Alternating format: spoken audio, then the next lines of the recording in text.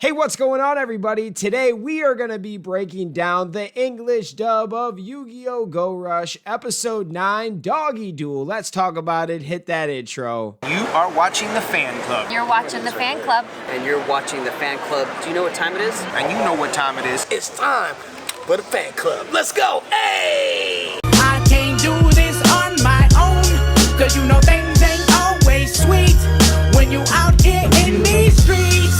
But my morpher when it morphed, I made a fake one. Hey, what's going on, everybody? Welcome to the fan club. Happy Saturday. This has become a bright spot to my Saturday mornings, running down the episodes of Yu-Gi-Oh! Go Rush. It's actually pretty exciting, and today we've got a good episode overall. I liked the story. I liked the duel, so let's talk about it and break it down. First of all, let's start with the short synopsis from TV Guide. While Emi's team is excited to have a rush duel battle against a team from a local elementary school, everyone is surprised when Emi picks an audience member as her opponent, and what that said opponent chooses to battle Emi's dog. Now, there is a lot more to this story. First of all, this episode picks up off of last episode where they meet Eenie Amini, except they're not dueling her this time. They are dueling her dog. Well, so we think anyways. Maddox, the head of the secrecy, is chosen to duel this dog, but we find out real quick that this dog is not a normal dog. It is an alien, but it has a connection to Maddox. And actually, I think that this dog might play a bigger piece in the story because two characters are connected to this dog. We're talking Emi Amini and Maddox. So when Maddox was a young lad, he found this dog and they got along, they kicked it, they were best buds, but he was also training to be like a fighter, a samurai, something like that, and his masters made him go away to become tougher and a better fighter. They said the dog was making you soft, you're wasting too much time on that dog, you gotta come away.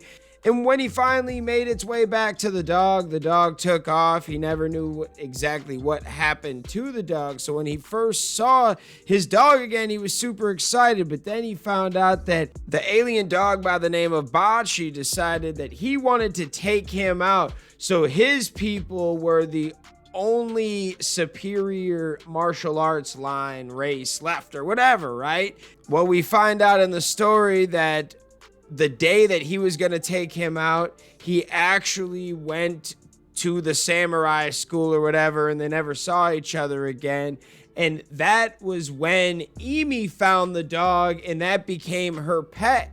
This episode had a lot of cool flashbacks, but Maddox gets to duel his dog, and we got to see some really cool cards. We thought Maddox was going to lose, but he made a fire comeback, and we'll talk a little bit more about that in a second. But I like how we're getting some story back arcs, and they're connecting the characters. We just got introduced to Emi last week, and she's already connected to another character with Maddox and Bocce the dog. I'm actually very interested to see how this whole scenario with the alien dog is going to work. When you go onto Yu-Gi-Oh! Online, there's a bunch of different characters, some that might be there for a few episodes, some that might be making reoccurring appearances. And speaking of reoccurring appearances, at the end of the episode, after Maddox defeats Bocce, we see Chupataro again, and he has a menacing look in his eye. I think we're going to see another battle with him, or we're going to hear more about his boss. There's a lot of stuff that's going to be happening in the next few episodes. I can feel it. They're like building these characters. And at the end, we find out that Bocce does not hate Maddox, and he was actually rooting for him to be a skilled skilled fighter and duelist, and he is now. And Maddox is leading the secrecy. He just beat him in a duel. Bashi was actually very happy to see that this young man that he knew when he was younger is actually doing good for himself. And now Bashi seems like he is Emi Amini's full-on pet now, and he's a lot more chiller. He's not about hurting people no more. He's like a straight-up pet dog. Another thing that I love about this show is a lot of the episodes are going right into the next one. So the next episode, episode 10, will pick up with Chupataro and his scheme of the day. Now, what are your thoughts? Let me know in the comments. Before I let you go, let's talk about all of the cards that were played in this episode.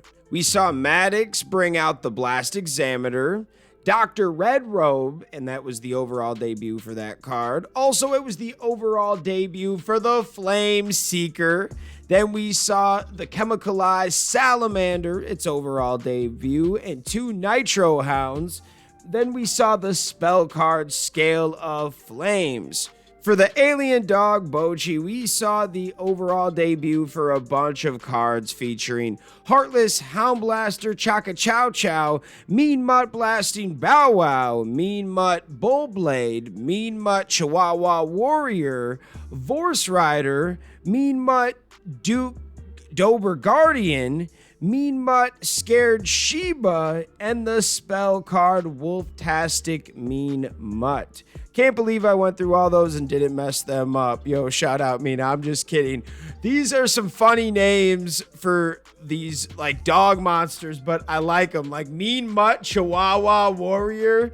That sounds goofy, but hard at the same time. That goes hard, man.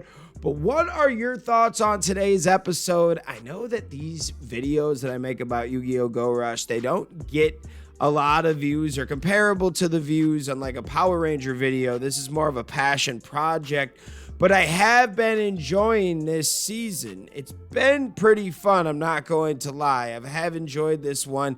It's not like the best cartoon I've seen all year, but yet highly enjoyable, and I like that each episode is going into the next one.